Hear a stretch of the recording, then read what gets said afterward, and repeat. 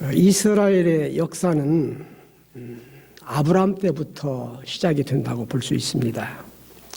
아브라함 시대는 주전 1700년경인데 그때 아브라함이 하나님과 선민 계약을 맺고 이스라엘의 역사가 시작이 됩니다. 물론 이스라엘이라는 이름은 아브라함의 손자인 야곱 때 이 야곱이 하나님의 사자하고 야복강가에서 밤새도록 씨름했는데 그때 하나님의 사자가 이 야곱에게 네 이름 야곱이라고 하지 말고 이스라엘이라고 해라. 그래서 그때부터 이스라엘이라는 이름이 등장을 하게 됩니다. 어쨌든 지금으로부터 따지면 이스라엘의 역사는 한 3700년의 역사를 가지고 있는데 이 3700여 년의 이스라엘 역사 중에서 이스라엘이 가장 강대하고 태평성대를 이루었던 시절은 다윗 시대 때입니다. 다윗 때. 이 다윗 때에 영토도 크게 확장을 했고요. 또 주변에 있는 나라들에게 조공도 받으면서 이렇게 아주 강대한 나라로 지냈습니다. 그리고 나라가 참 태평했어요. 그런데 다윗 때에 이스라엘이 이렇게 강대하고 태평했던 그 비결이 뭐냐? 막 금광이 발견돼서 금이 막 쏟아져서 그렇게 부유하게 됐느냐? 혹은 외부 지원이 많이 있어서 그랬느냐? 아니면 지리적으로나 환경적인 어떤 특별한 이유가 있었느냐 하면 그런 건 없어요. 역시 이스라엘은 척박한 땅이고 그리고 나라 자체가 조그맣고 강대국에 둘러싸이는 환경은 애나 다윗 시대 때나 지금이나 변함이 없습니다. 그런데 왜 다윗 때에 이스라엘이 이렇게 강대한 나라가 되었느냐, 왜 태평성대를 누렸느냐 하면 그 이유는 분명합니다. 그건 뭐냐면 왕과 백성이 하나가 되었다는 거예요. 왕과 백성이 하나가 돼서 모든 국민들이 일심단결하고 혼연일체가 되어 있어가지고 이스라엘이 최고의 전성기를 누리게 된 것입니다. 그 일면을 보여주는 사건이 오늘 읽은 본문 말씀에 기록이 되어져 있습니다. 오늘 말씀의 상황은 이스라엘과 블레셋 사이에 전쟁이 벌어졌다는 거예요. 전쟁. 그런데 이 전쟁 상황에서 다윗은 산성에 주둔해 있었고 블레셋의 요새, 블레셋 사령부는 베들레헴에 있었다 이렇게 됐습니다. 사실 블레셋은 군대수가 많고 이스라엘은 군대수가 적기 때문에 그 많은 군대를 막아내기 위해서는 산성이 유리해요. 산성이. 그러니까 요셉은 산성에다가 진을 치고 있는 것입니다. 근데 잠시 이렇게 전투가 중단된 상황에서 다윗이 한 가지 소원을 얘기를 해요. 그건 뭐냐면 누가 베들레헴 성문 곁 우물물을 내게 마시게 할꼬 이렇게 얘기합니다. 이제 전투 중에 목이 말라서 물을 마시고 싶다 그런 얘기일 수도 있고 또 다르게 생각해 보면 그 베들레헴은 바로 다윗이 태어나가지고 다윗이 자랐던 고향이기도 합니다. 그러니까 어렸을 때부터 줄곧 마셔왔던 그 우물물이 그리워서 저 물 한 모금 시원하게 마셨으면 좋겠다 이런 소원을 다윗이 얘기를 했다는 거예요. 그랬더니 이러한 다윗의 소원을 듣고 3명의 용사가 블레셋의 진영을 돌파하고 지나가서 베들레헴 성문 곁 우물물을 길어가지고 다윗에게 가져왔다는 것입니다.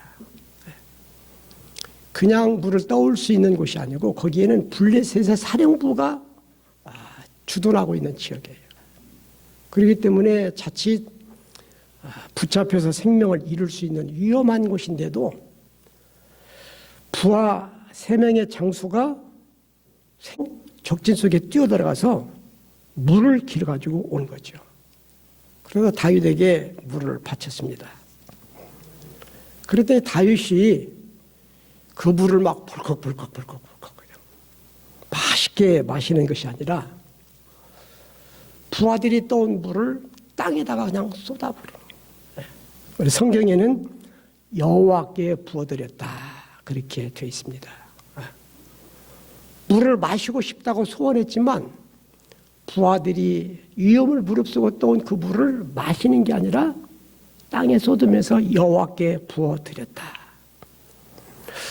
그러면서 다윗이 하는 말이 오늘 본문 말씀에 기록이 되어 있지 않습니까? 주님, 이 물을 제가 어찌 감히 마시겠습니까? 이것은 목숨을 걸고 다녀온 새 용사의 피가 아닙니까? 내 부하들의 피입니다, 피. 단순한 물이 아니라 내 부하들의 피인데 내가 어찌 이것을 마실 수가 있겠습니까? 그리고 물을 마시기를 거부했다 하는 거예요.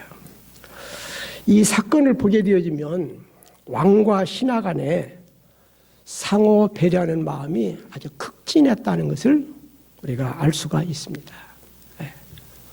주군인 왕을 생각하는 부하들의 마음이 지극하고 또 그 부하들의 수고를 알아주고 그 수고에 대해서 담내하는 이 다윗 왕의 모습 속에서 왕과 장수들 사이에 얼마나 깊은 배려심이 있었는가를 우리는 여실히 들여다보게 되는 것입니다. 이제 우리 울박교회가 32년의 역사가 됐습니다. 1991년도 6월 9일 날 울박교회가 개척이 돼서 예배를 시작하고 이제 23년째로 접어들게 되었습니다. 그래서 역사가 32년이 됐는데 이 32년 동안에 우리 울박교회가 참 평화롭게 지내왔어요. 네. 여러분, 교회에 다양한 사람들이 모여 있는데 평화롭기가 쉬운 게 아니에요. 그래서 우리 익산시에 있는 교회들 보면은 분쟁이 나가지고 시끄러운 교회들이 적지 않게 많이 있습니다. 그런데 우리 울박교회가 평화롭게 32년을 지내올 수 있었던 그 비결이 무엇이냐? 그냥 평화롭던 게 아니에요. 그 이유가 있어요, 이유가. 이유가 뭐냐면은 우리 장로님들과 교인들이 목회자를 잘 챙겨 주셨습니다. 사실 제가 32년 전에 교회를 개척하고 초창기 때는 교인들이 목사님을 잘 보살펴주지를 못했어요. 보살펴줄 여력도 없었고요. 그러나 이제 장로님들이 선출이 되어지고 당회가 구성되면서 우리 장로님들이 교인의 대표라는 의식, 그리고 목사님의 목회를 돕는 자라는 의식, 또 교인들 앞에 신앙의 본을 보여야 된다는 그런 의식을 가지고 참으로 부족하기 이를 데 없는 저를 잘 보필해 주셨습니다. 네. 그래서 우리 개척 단계에서 부유치 못한 교회였었지만 우리 장로님들이 저의 생활에 어려움이 없도록 사례비를 책정하는 데도 최선을 다해 주셨어요. 네. 우리 대기업에 다니는 사람들 월급에는 비교할 수 없이 적지만 그래도 교회 형편에 비하면 최선을 다해서 목회자의 생활에 보장을 해 주려고 우리 장로님들이 많이 애를 써주셨습니다. 우리 당회가 조성되기 전에는 제가 병원에 입원해 있을 때도 개인적인 문병은 있어서도 교회 차원의 배려는 없었습니다. 그러나 당회가 구성되고 난 다음에 제가 병원에 입원하면은 우리 장로님들이 퇴원 날짜를 물으셔가지고 퇴원 날짜에 병원에 오셔서 병원비를 교회에서 지급해 주셨어요.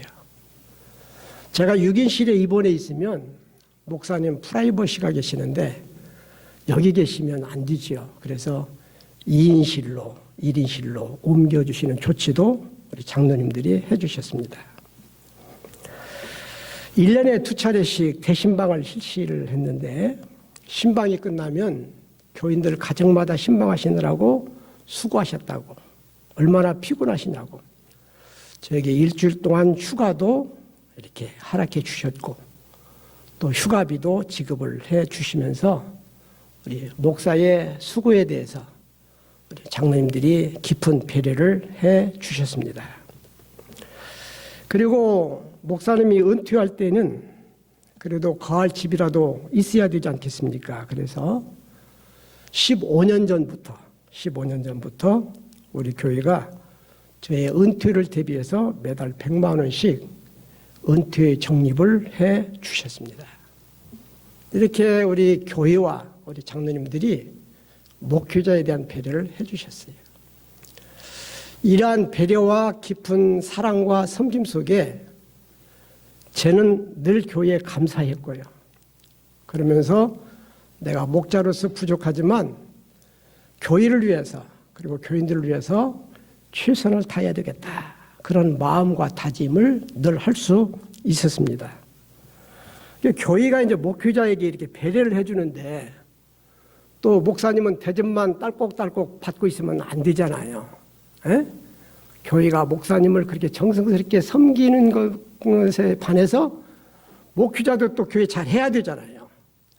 그래서 저도 32년 동안 목회를 해오면서 절기헌금이라든지 또 교회생하는 특별헌금은 교인 중에 제일 많이 해야 되겠다. 이런 마음을 가지고 거의 그렇게.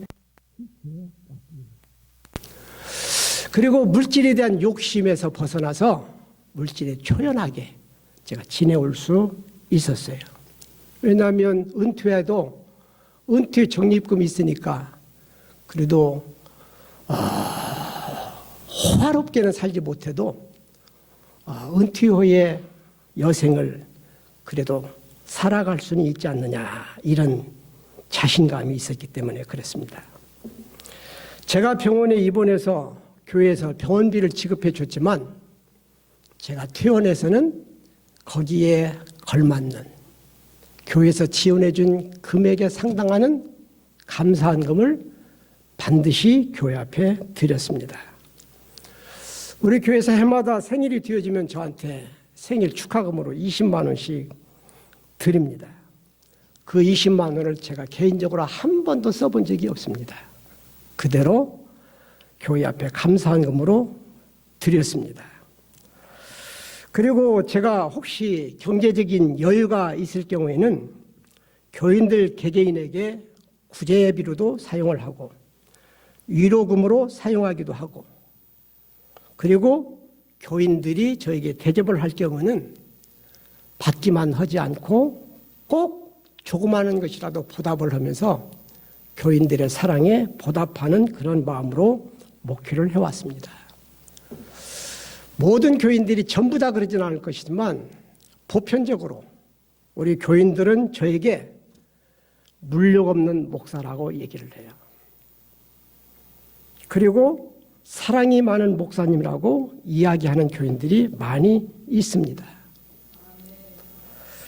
그런데 제가 물욕이 없었던 것은 교회가 그만큼 목회자의 생활을 보장해 주었기 때문에 가능했습니다. 사실 교회에서 인색한 마음을 가지고 되도록이면 사례비를 적게 주려고 그랬으면 저도 노후를 대비해서 아마 챙기는 데에 굉장히 기를 썼을 거예요. 그렇게 되면 교인들은 목사를 바라볼 때에 자기 앞가름만 챙기는 목사라고 목사에 대해서 많은 실망감을 가졌을 것입니다. 가졌을 거예요. 네. 그러나 생활할 수 있도록 배려해 주시고 노후를 미리 대비해 주시고 이렇기 때문에 제가 물질에 초연하면서 물질 욕심을 부리지 않고 마음을 비우면서 오직 교일에 전진해 올 수 있었다고 생각이 되어집니다. 어느 공동체나 사람들이 모여 있는 그러한 공동체 안에 상호 배려가 있으면 그 공동체는 서로 관계가 좋아지고 평화가 보장이 되어질 줄로 믿습니다. 그래서 상호 배려가 필요해요. 상호 배려. 여러분, 남자와 여자가 결혼해서 한 부부가 됐다고 그냥 화목하고 그냥 행복하게 살 수 있는 줄 아십니까? 절대 그렇지 않아요. 남편이 아내를 배려하는 마음이 있고 아내가 남편을 배려하는 마음이 있어야 그 부부가 금실이 좋고 사이좋게 살아갈 수가 있는 것입니다. 그런 면에서 우리 여자분들은요, 남자분들이 직장에 출근하면은요, 여보 잘 다녀오세요. 따뜻한 인사라도 한마디씩 하세요. 아니면 출근하는 남편에게 다가가서 허리도 한번 이렇게 살그머니 안아주세요. 그리고 월급을 받아오면 우리 가족을 위해서 얼마나 한 달 동안 애쓰셨어요. 고마워요. 인사라도 한번 하세요. 남편에 대한 이런 배려가 남편에게 힘과 용기를 주어서 가정에 더 충실하게 만들고 가정을 위해서 더 책임의식을 가지고 열심히 가정에 헌신하게 될 줄로 믿습니다. 우리 남편들도 아내에 대한 배려가 있어야 돼요. 날마다 해주는 새끼밥이 당연히 해주는 것을 여기지 마시고요. 밥을 지어 상을 차려놓고 식사하라는 인사를 하면은 참 맛있게 음식 잘 만들었다고 칭찬도 좀 해주시고요. 나 이제 이런 얘기하면 또 집에 가면 또 지적받아. 당신이나 잘하지. 그러면 또 나 어떻게 하겠어. 큰일 났네. 네. 그렇게 하고요. 아내를 좀 더 감싸시고요. 아내가 기뻐할 수 있는 일, 행복할 수 있는 일에 대해서 남편이 깊은 배려를 해주게 될 때에 피차간에 정이 가고 감사한 마음이 있고 사랑하는 마음이 움트고 그러면서 그 부부가 금실 좋은 부부가 되어질 줄로 믿습니다. 여러분, 노사간에도 회사가 발전하려면요, 회사 사장님이 근로자들을 배려하는 마음이 있어야 돼요. 그리고 근로자들은 사장님의 배려가 있으면 감사한 마음을 가지고 회사 발전을 위해서 더 열심히 일하려고는 배려심이 있어야 그 회사가 발전하는 회사가 되어질 줄로 믿습니다. 최근에 제가 뉴스를 보니까요, 우리나라에서 제일 큰 기업인 삼성은 금년 연말에 모든 직원들에게 성과금을 연봉의 50% 지급하겠다 이렇게 돼 있더라고요. 연봉이 1억이면은 성과금으로 5천만 원씩 지급하겠다는 거예요. 이렇게 회사만 막대한 돈을 쌓아놓으려고 그러지 않고 직원들에게 이렇게 복지도 시행해주고 또 성과금을 통해서 격려도 해주고 또 용기도 복도 주고 이러니까요, 대학교 졸업하는 대학생들 중에서 실력 있는 인재들이 삼성 가려고 난리잖아요. 그리고 삼성에 입사하게 되어지면 농땡이 칠 수가 없어요. 회사를 위해서 최선을 다해서 일을 하게 되거든요. 그러면서 그 회사가 발전해서 대기업이 되어지게 되는 것입니다. 이 삼성이 50년 전, 60년 전만 해도요, 설탕 몇 푸대 푸는 그런 회사였어요. 지금같이 큰 회사가 아니었어요. 그러나 이 삼성의 정신이 직원들에게 최대의 혜택을 제공한다. 이 정신 가지니까요, 인재들이 모여들고 직원들이 열심히 최선을 다해서 일하고 그러다 보니까 지금은 세계적인 기업으로 발전해 있는 것을 우리들이 기억해야 됩니다. 나라가 발전하려면요, 주권자인 대통령이 정말 백성들을 사랑하는 마음과 백성들을 위하는 마음, 백성을 위해서 헌신하는 마음이 있어야 돼요. 말로만 인기 발언하는 게 아니라 진정으로 백성들을 위해서 자기의 생을 바쳐서 노력하는 게 있어야 되고요. 그러한 대통령의 모습에 국민들도 마음의 감동을 받으면서 나라를 위해서 열심히 애국하는 마음을 가지고 세금도 잘 내고 또 나라 일에 같이 협조도 잘하고 그래야 그 나라가 부강한 나라, 평화의 나라가 이루어지게 될 줄로 믿습니다. 2023년도 새해를 맞이해서 제가 우리 올박교인들에게 강조하고 싶은 말은 금년 한 해 동안은 서로 배려하면서 살자 이거예요. 배려하면서 살자. 대개 새해가 되어지면 새해 복 많이 받으세요 그러는데 지금까지 해마다 복 많이 받으세요 했지만 복을 받은 바는 없는 것 같아요. 그래서 저는 새해가 되면 우리 교인들에게 늘 강조하는 말이 새해 복 받게 사셔서 복 받으세요 그래요. 복 받게 살아야 복 받게 행동해야 복을 받는 거예요. 말로 그냥 복 받아라고 해서 복 받는 게 아니야. 금년에 우리 올박교인들이 복 받는 비결이 뭐냐면 배려를 하라 이거예요. 배려를 하라.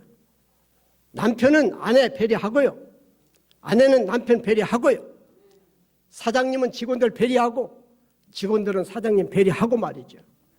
교인들은 목사님 배려하고 목사님은 교인들 배려하면서 서로 상대를 위하는 마음을 가지고 살아갈 때에 그 공동체가 아름다운 공동체가 되어질 줄로 믿습니다. 배려라고 하는 것을 국어사전에서는 이렇게 설명해 놨더라고요. 여러 가지로 마음을 써서 보살피고 도와줌. 다시 말하면 배려라고 하는 것은 내 기준, 내 위주가 아니라 상대 위주, 상대를 기준해서 상대를 기쁘게 해주려고, 상대를 행복하게 해주려고, 상대를 유익하게 해주려고 마음 쓰는 것이 바로 배려예요. 이런 배려는 상대를 존중할 때 가능한 것입니다. 상대를 제대로 이해할 수 있을 때 가능한 것이고 상대를 위해서 자기 자신을 헌신하는 자세가 되었을 때에 상대에 대한 배려가 가능하다는 얘기예요. 우리 기독교의 최고의 가르침이 무엇인지 아십니까? 골든 룰이라고 해서 황금률이라는 게 있어요. 황금률. 황금률이 뭐냐? 마태복음 7장 12절에 있는 말씀입니다. 한번 따라서 해보십시다. 무엇이든지 남에게 대접을 받고자 하는 대로 너희도 남을 대접하라. 대접을 받고 싶으면 먼저 대접하라는 거예요. 그럼으로써 자기 자신도 대접을 받을 수 있다. 그런데 예수님께서 무엇이든지 남에게 대접을 받고자 하는 대로 너희도 남을 대접하라 하시면서 이것이 율법과 예언서의 본뜻이다 그랬어요. 무슨 말이에요? 우리 성경에는 율법이 있어요. 율법. 그 율법의 가르침의 핵심이 뭐냐면 먼저 남을 대접하라는 것이라는 거예요. 많은 예언자들이 나타나서 예언을 수없이 했어요. 그 예언자들의 예언을 묶어서 그 요점을 말한다면 무엇이냐? 남을 대접하라는 거예요. 그래서 남을 대접하는 것이 율법과 그리고 예언의 본뜻이다. 가르침의 핵심이다. 이거예요. 핵심. 네. 그래서 2023년도 새해를 맞이했는데 이 새해에 우리 올박교인들이 서로 상대를 배려하고 상대를 존중하고 상대의 행복을 위해서 기꺼이 내 자신을 헌신하는 그런 마음으로 한 해를 살아가는 가운데 금년 한 해 동안 우리 교인들 가정도 평안하고요. 또 우리 교회도 더욱더 은혜가 충만하고 부흥하는 역사도 일어나게 되기를 바랍니다.